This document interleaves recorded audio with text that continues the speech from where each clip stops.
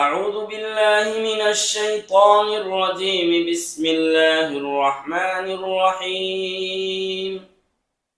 واضرب لهم مثلا أصحاب القرية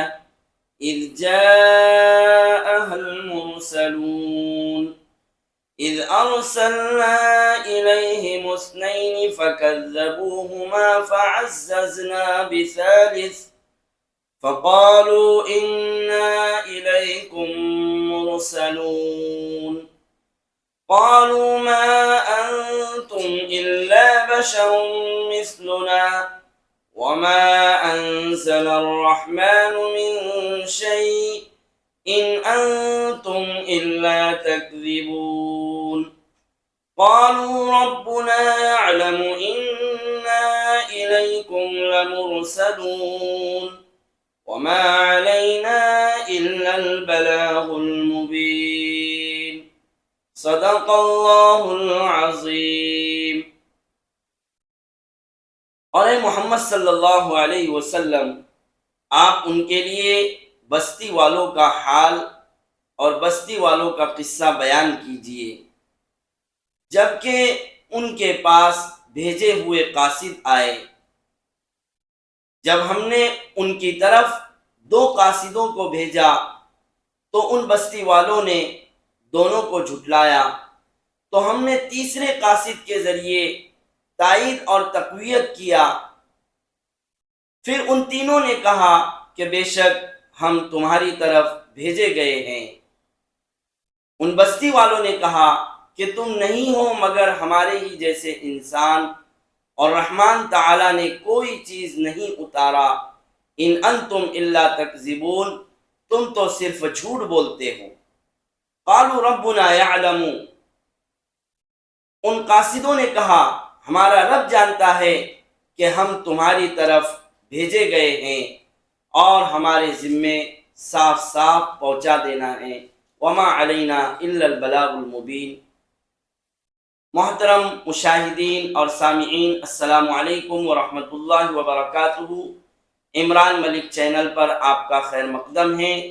الحمدللہ آپ ہفتے واری آن لائن تفسیر قرآن سورہ یاسین کی روشنی میں سن رہے ہیں۔ آج کی ہماری یہ 10ویں نشست ہے اور 10واں پارٹ ہے، جس میں ہم سورہ یاسین کی آیت نمبر 13 سے آیت نمبر 17 تک تلاوت، ٹرانسلیشن اور اس کے ضمن میں کچھ فوائد بیان کریں گے۔ الحمدللہ سورہ یاسین کا ہمارا یہ دوسرا رکوع شروع ہوا ہے۔ وَاضْرِبْ لَهُمْ مَثَلًا أَصْحَابَ الْقَرْيَةِ۔ ان 5 آیات کا ہم مختصر بیک گراؤنڈ اور تھوڑا سا قصہ سنیں گے، اور پھر ان آیات کی روشنی میں جو ہمیں فائدے کی باتیں حاصل ہوئی ہے وہ ہم سنیں گے انشاءاللہ تعالی۔ سب سے پہلے آیت میں وَاضْرِبْ لَهُمْ مَثَلًا أَصْحَابَ الْقَرْيَةِ کہ ہمارے نبی پاک محمد عربی صلی اللہ علیہ وسلم کو اللہ تعالیٰ نے یہ فرمایا کہ اے محمد صلی اللہ علیہ وسلم، آپ اپنے مکہ کے رہنے والوں کو، مشرکین مکہ اور کفار مکہ کو پچھلے زمانے کی ایک بستی والوں کا واقعہ اور قصہ سنائی۔ وَاضْرِبْ لَهُمْ مَثَلًا أَصْحَابَ الْقَرْيَةِ، قریہ بستی، گاؤں۔ چنانچہ روایات میں ہے کہ القریہ یہ وہ بستی ہے جو عیسیٰ علیہ السلام کے زمانے میں ملک شام میں انطاکیہ نام کی بستی، جو مشہور بستی تھی، عیسیٰ علیہ السلام اس زمانے میں اللہ کے پیغمبر اور اللہ کے نبی تھے۔ انطاکیہ بستی جو ملک شام میں تھی، اس بستی والے بت پرست تھے، اللہ کے نافرمان تھے، مشرکین تھے۔ چنانچہ عیسیٰ علیہ السلام نے اپنے 2 قاصدوں کو، اپنے 2 ساتھیوں کو جو عیسیٰ علیہ السلام پر ایمان لائے تھے اور عیسیٰ علیہ السلام کے ساتھ وہ دین کا کام کرتے تھے، ان 2 قاصدوں کو اس بستی کی طرف روانہ کیا کہ وہاں جاؤ اور اللہ کا پیغام پہنچاؤ، ایک اللہ کی دعوت دو، اللہ کا کلمہ ان کو سناؤ۔ چنانچہ یہ دو قاصد عیسیٰ علیہ السلام کی طرف سے داعی بن کر اور قاصد بن کر انطاکیہ بستی میں پہنچے۔ وہاں پہنچ کر روایت میں آتا ہے کہ سب سے پہلے یہ دونوں قاصد انطاکیہ بستی کے مین گیٹ پر اور دروازے پر پہنچے تو بستی کے شروع ہی میں بستی کے گیٹ پر اور دروازے پر ایک شخص وہاں ملا جس کا نام تھا حبیب نجار۔ حبیب نجار، ان کے بدن پر کوڑ کی بیماری تھی۔ ان دونوں قاصدوں نے حبیب نجار سے بتلایا کہ ہم دونوں عیسیٰ علیہ السلام کے قاصد ہیں، دین کی دعوت اور دین کی تبلیغ کا پیغام ہم لے کر آئے ہیں، اللہ کا کلمہ لے کر آئے ہیں۔ چنانچہ حبیب نجار نے ان دونوں سے کہا کہ واقعی میں اگر تم سچے لوگ ہو اور اللہ کہ نبی حضرت عیسیٰ علیہ السلام کے تم قاصد ہو اور تمہارا دین سچا ہے تو میں برسوں سے، کئی سالوں سے کوڑ کی بیماری میں مبتلا، اگر تم میری اس بیماری کو، کوڑ کے مرض کو اچھا کر دو تو میں تم پر ایمان لاؤں۔ چنانچہ روایات میں ہے کہ چونکہ یہ عیسیٰ علیہ السلام کے قاصد تھے، عیسیٰ علیہ السلام کی طرف سے داعی بن کر آئے تھے، عیسیٰ علیہ السلام کو اللہ تعالیٰ نے معجزات عطا فرمایا تھا، جن میں سے یہ تھا کہ عیسیٰ علیہ السلام اگر کسی گنجے کے سر پر ہاتھ پھیر دیتے تو اس گنجے کو بال آ جاتے، نابینا کی آنکھوں پر ہاتھ پھیر دیتے تو اس کی آنکھیں درست ہو جاتی، کوڑی کے بدن پر آپ ہاتھ پھیر دیتے تو اس کا مرض اچھا ہو جاتا، بیماری اچھی ہو جاتی۔ عیسیٰ علیہ السلام کے قاصدوں کو بھی عیسیٰ علیہ السلام کے ذریعے سے یہ اثرات اور یہ اوصاف اللہ تعالیٰ کی طرف سے عطا ہوئے۔ بہرحال ان دونوں نے حبیب نجار کے بدن پر ہاتھ پھیرا تو ان کا بدن صحیح سلامت ہو گیا اور وہ بیماری سے پاک صاف ہو گئے۔ پھر اب یہ دونوں آگے بڑھے، انطاکیہ بستی میں داخل ہوئے اور وہاں انہوں نے دین کی دعوت دینا شروع کیا، ایک اللہ کا پیغام پہنچانا شروع کیا، لوگوں کو ایک اللہ کا کلمہ بتلانا شروع کیا عیسیٰ علیہ السلام کی طرف سے قاصد بن کر۔ لیکن اس بستی والوں نے ان دونوں کی بات کو ماننے سے اور ایمان لانے سے انکار کر دیا اور بادشاہ کے پاس لے جا کر بادشاہ کے ذریعے سے ان دونوں کو جیل میں اور قید خانے میں ڈال دیا۔ تو جب عیسیٰ علیہ السلام کو اس بات کا پتہ چلا تو عیسیٰ علیہ السلام نے پھر اپنے ایک تیسرے ساتھی کو اور تیسرے قاصد کو اس بستی کی طرف بھیجا، جس کا ذکر ان آیات میں ہے کہ فَعَزَّزْنَا بِثَالِثٍ، کہ ہم نے تیسرے قاصد کے ذریعے تقویت دیا، تائید کیا۔ چنانچہ یہ تیسرا شخص عیسیٰ علیہ السلام کی طرف سے پہنچا انطاکیہ بستی، اور اس تیسرے قاصد نے بہت حکمت سے، عقل مندی سے، سوجھ بوجھ سے اپنا کام شروع کیا۔ چنانچہ مفسرین نے فرمایا کہ سب سے پہلے اس تیسرے قاصد نے بادشاہ کو اعتماد میں لیا، بادشاہ کے وزیروں کو اعتماد میں لیا، اور آہستہ آہستہ یہ بادشاہ کے بہت قریب ہو گیا اور بادشاہ کا خاص آدمی بن گیا۔ جب ماحول سازگار ہو گیا اور بادشاہ اس قاصد پر بہت بھروسہ کرنے لگا تو ایک دن موقع پا کر عیسیٰ علیہ السلام کے اس تیسرے قاصد نے بادشاہ سے کہا، انطاکیہ بستی کے بادشاہ سے کہا کہ ہم نے سنا ہے کہ آپ نے 2 آدمیوں کو جیل میں رکھا ہے،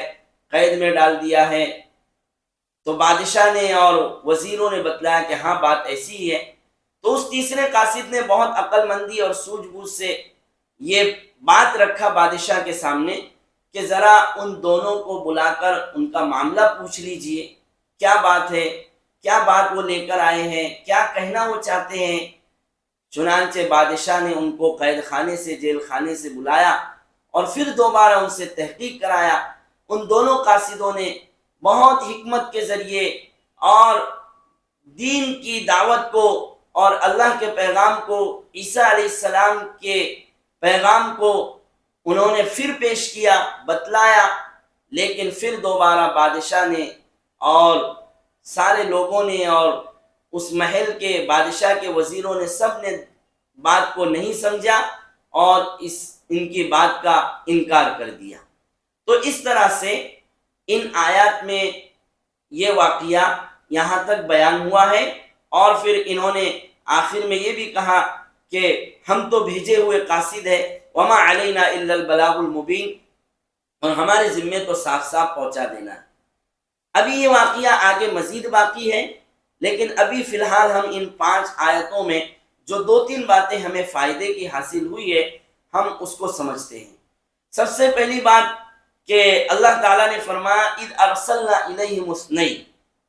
کہ ہم نے 2 قاصد اور پھر تیسرا قاصد ان کے ساتھ عیسیٰ علیہ السلام کی طرف سے اس بستی میں بھیجا، ان داعیوں کو بھیجا۔ اس آیت سے پتہ چلتا ہے کہ اللہ کے دین کی دعوت اور اللہ کے دین کا پیغام لے کر داعیوں کو بھیجنے کا سلسلہ اور اللہ کے دین کے کام کرنے والوں کو بھیجنے کا سلسلہ اور اللہ کے داعیوں کو بھیج کر دین کی دعوت پہنچانے کا سلسلہ پہلے سے چلا آ رہا ہے، اور یہ اللہ کا پہلے سے یہ نظام ہے، یہ نظام الہی ہے، دستور خداوندی ہے۔ اور اسی سے یہ بات سمجھ میں آئی کہ اللہ تعالیٰ نے عیسیٰ علیہ السلام کے ذریعے ان 3 قاصدوں کو بھیجا، تو پتہ چلا کہ دین کی دعوت کا کام، دین کا پیغام پہنچانے کا کام جماعت اور حلقے اور گروہ اور جماعت کی شکل میں ہونا چاہیے، کہ جماعت کی شکل میں بہت سارے افراد کی شکل میں دین کا کام، دین کا پیغام انسانوں تک پہنچایا جائے، کیونکہ جماعت کی شکل میں اور اجتماعی شکل میں دین کی دعوت کو پہنچانا، یہ انفرادی شکل میں اور